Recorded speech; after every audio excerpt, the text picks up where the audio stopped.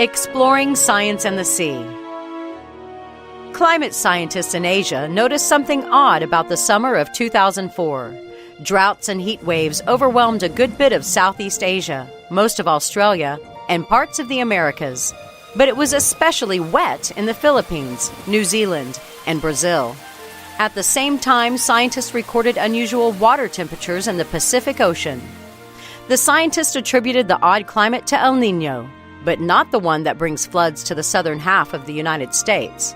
Instead, they identified it as a variation of El Nino.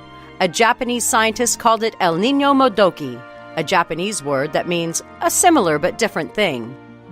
A conventional El Nino starts with unusually warm waters in the eastern Pacific, all the way to the coast of South America. It triggers changes in climate for the United States and many other parts of the world. El Niño Modoki starts with a pool of warm water in the central Pacific, flanked by cool water to the east and west. This version of El Nino affects the climate too, but in different ways.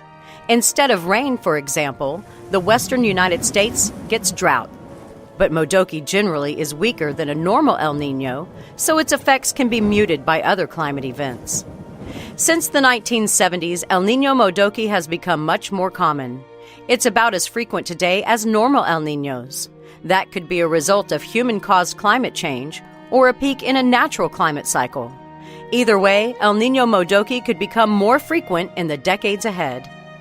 Science and the Sea is a production of the University of Texas Marine Science Institute. We're on the web at scienceandthesea.org. I'm Holly Brawley.